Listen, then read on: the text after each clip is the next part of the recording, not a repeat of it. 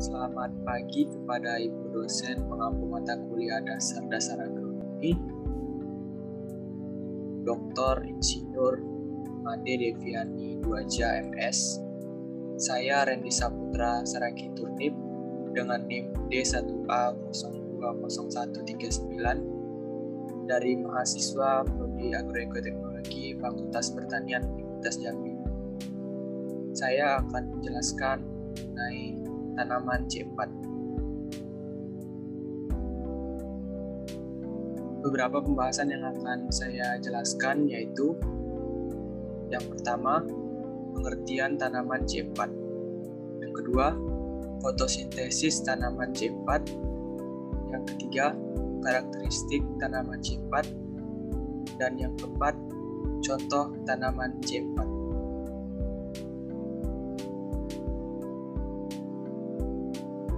A. Pengertian tanaman C4. Tanaman C4 adalah kelompok tumbuhan yang melakukan persiapan reaksi gelap fotosintesis melalui jalur 4 karbon atau jalur H/slack sebelum memasuki siklus kaving untuk meminimalkan keperluan fotorespirasi. Berikut gambar fotosintesis tumbuhan C4.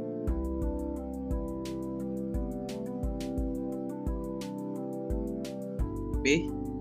Fotosintesis tumbuhan C4. Pertama, CO2 difiksasi oleh fosfoenol pirufat atau PEP sehingga dihasilkan oksaloasetit asid atau OAA 4 karbon.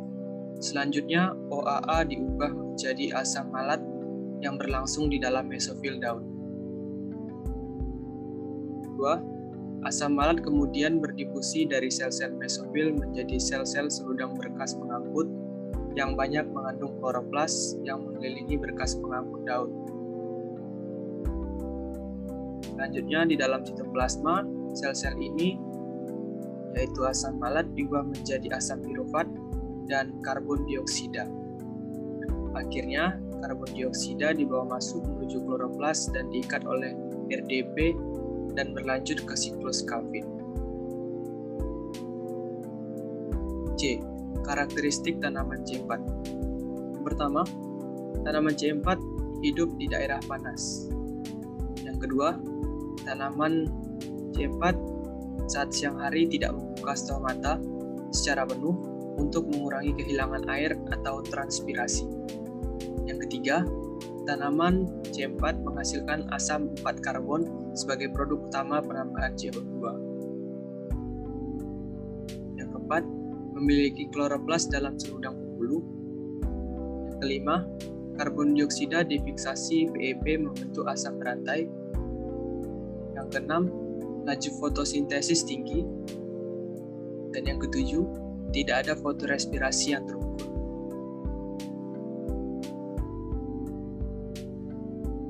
Berikut gambar jenis fotosintetik pada tumbuhan C4.